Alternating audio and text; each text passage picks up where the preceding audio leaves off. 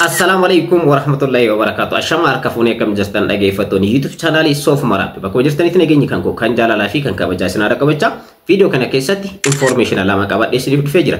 Tokkoffaarratti warroonni seed airdrop hojjechaa jirtan seed airdrop xumuramuudhaaf torbee tokko qofatti hafee torbee hafee tokko kana keessatti wantoota sirreeffachuu qabdanii fi dirqama beekuu qabdan isiniin dhaqqaba. Lammaffaarratti immoo kiraateriyaala isaanii ifa godhanii jiranii yookaan immoo ulaagaalee isaanii yookaan wantoota nuti guutuu qabnu ifa godhanii jiranii wantoonni kunniin maalidha kan jedhu ni ilaalla. Dhumarratti immoo total supply isaanii yookaan immoo guutumaan guututti total supply tookinii hangam akka qabanillee beeksisanii jiranii isas ni ilaalla. Lammaffaarratti immoo airdrop tokko wal isin barsiisa. Airdropin kun viral osoo hin bahin ammarraa yoo jalqabdan tookini bareeda wal sassaabachuudhaan qarshii gaarii hojjechuu dandeessanii. Waa'ee isaa bal'inaan irraan haasofna. Egaa karaan ittiin hojjetanillee baay'ee tokko salphaadha. Transaction hanga ammaatti isin raawwattan qofa calculate godhee toonii transaction toonii kan isin raawwattan kan walletii keessan irratti raawwattan calculate godhee coin isiniif kenna. Coin sun gara tookiniitti jijjiirame ergasii immoo gara doolaaraatti jijjiirama. Kana qofa osoo hin taane karaan ittiin hojjetanillee akka projektiiwwan airdrop isaan kaawwanii daily combo qabu akkanumallee tap gochuu hin qabu. Karaan ittiin hojjettan tokkoffaa transaction isin hanga ammaatti raawwattan tooniidhaan calculate godhanii coin isiniif kennanii. Lammaffaa taaskiiwwan muraasa qabu. Sadaffaan invitationidha jechuudha. Projektiin kun maal jedhama akkamitti jalqabdu ka jedhu wajjin ilaalla hanga dhumaatti nafaana turaadha. Obboleewwan yeroo jalqabaatiif gara YouTube channel kanatti dhuftan YouTube channel kun YouTube channel barnootaati kan teknooloojiidhaan itti wal bartan waan ta'eef subscribe godhaa. Video kana immoo like gochuudhaan eegaladha. Daa'im gara barnootichaatti. Egaa jalqabarratti akkuma isiniif ibsuudhaaf yaalee projektiin haarofni kun maalidha kan jedhu jalqabarratti ni ilaalla. Karaa akkaataa ittiin eegaltanis ni ilaalla jechuudha. Lammaffaarratti immoo seed airdrop xumuramuudhaaf almost torbee tokko qofatti hafee torbee tokko kana keessatti wantoota isin raawwachuu qabdanii fi wantoota sirreeffachuu qabdan akkanumallee kraateriyaal isaanii yookaan immoo ulaagaaleen isaan ittiin kaffaltiinuuf kafalan maal fakkaata kan jedhu ni ilaalla hanga dhumaatti nafaana tura. Egaa projektii airdrop haarawaa kana eegaluudhaaf gara telegram keessaniitti erga seentanii booda @Sof Maraap beektanii search gootan salphumatti ni beektanii. Yeroo baay'ee irra deddeebi'ee channel kan telegram akkaataa ittiin seentan isiniif ibsaa ture. Amma immoo salphumatti @Sof Maraap beektanii search gootan seenuu dandeessanii. Linkii isaa description jalaan argattu jechuudha. Kan channel kan telegram linkii isaa achirra isiniif kaa'ee jira jechuudha. Isa jalqabarratti argamu Sof Mar Media kan jedhudha. Inni kan koo Sof Maraap kan jedhu isa kan koo miti. Sof Mar Media kan jedhu keessa tani subscriber kuma 815 ol horatee jira. Horoonni hanga ammaatti maatii isaan ta'inis join gochuu hin irraanfatinaadha. Egaa haala kanaan asirra isiniif kaa'ee jira linkii projektii airdrop haarawaa kana jechuudha. Taap osoo hin godhin toon transaction keessan qofa calculate godhee kaffaltii coin kan isiniif kaffaluu fi namoonni baay'een osoo itti fayyadamin kan eegaluu qabdanidha.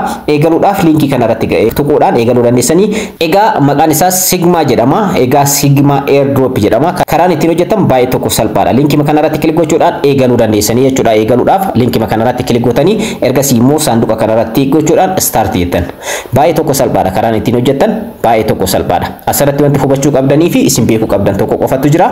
Isa isiniin dhaqqaba. Ergasii gara fuula kanaatti isin fudhata. Welcome isiniin jedha. Sigma jedhama. Akkuma asirratti argattan welcome erga isiniin jedhe booda jalatti continue kajettutu argama. Isa irratti kilik gochuudhaan salphumatti dabartu jechuudha. Karaan ittiin hojjettan how it is work kajedhu ni argama. Egaa karaan ittiin hojjettan maal fakkaata kan jedhudha. Amma isiniif ibsa gabaabinaan karaan ittiin hojjettan. Tokkoffaarratti karaan ittiin hojjettan dhaggeeffatan koo walletii keessan connect gochuudha. Connect your wallet tokkoffaan jechuudha.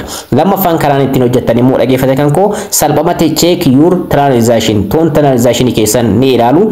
Sadaffaarratti immoo receive your coins calculate gochuudhaan toonii hanga ammaatti isin kaffaltii raawwattan transaction isin raawwattan calculate godhanii ergasii immoo coin isiniif raawwatu akkaataa ittiin raawwattan isinitti agarsiisa. Ergasii immoo your wallet ka jedhu jalatti connect wallet ka jedhu kanarratti kilik gootan. Asirratti walletiidhaan connect gootan telegram walletii fi toon keepper walletiitti yoo fayyadamtan recommend isiniif godha. Sababni isaas isaan kanneen irra filatamaadha waan ta'eef telegram walletii yookaan immoo toon keepper walletii isiniif filadha. Kan akka Bitget, Binance fi kan kana fakkaatan hammana hunda recommend isiniif hin godhu jechuudha. So isin garuu yaaluu ni dandeessanii ilaaluus dandeessan. So kanaafiyyuu telegram walletii kan kootii wal qunnamsiisuudhaaf deema. An isin toon keepper walletii keessaniin wal qunnamsiisuu dandeessan. Asirratti wanti isin hubachuu qabdan toon transaction adda addaa kaffaltii toonii adda addaa kan ittiin raawwattan walletii tooniidha kan akkasii filattan. Telegram walletii keessan irratti fakkeenyaaf transaction adda addaa toon transaction adda addaa yoo kan raawwattan ta'e kaffaltii toonii adda addaa yoo kan raawwattan ta'e isa filattan yookaan immoo toon keepper walletii keessan irratti illee yoo ta'e toon keepper walletii keessan filattanii an Telegram wallet filadhee jira. Kanarratti isinitti agarsiisuudhaaf malee Sigma isa jalqabaa irratti isinitti agarsiisa boodarra jechuudha. Akkaataa ittiin raawwadhe jechuudha. Akkaataa ittiin connect gootanii argattan gabaabinumatti isiniif ibsuudhaaf yaaleeti. Ergasii immoo gara fuula kanaatti isin fudhata. Sigma wants to connect to Tone Space isin jedha. Tone Space keessanii wajjin wal qunnamsiisuudhaaf deemaa jirtan Sigma airdrop isin jedha. Connect qofa gootan. Connect kan jedhu kanarra kilik gootanii salphamatti connected gootan jechuudha. Akkuma asirratti argattan Sigma now connected isin jedha. Telegram address keessan haala kanaan asirratti isin fide jechuudha. Yeroo kana maal jalqaba calculate gochuu eegala jechuudha. Asirratti wanti hubachuu qabdan calculate gochuu jalqaba. Isa kanarratti wallet kanarratti kanaan dura Tone transaction an adeemsise tokkollee hin jiru waan ta'eef calculate gochuu dhabe malee calculate godhee isin fida.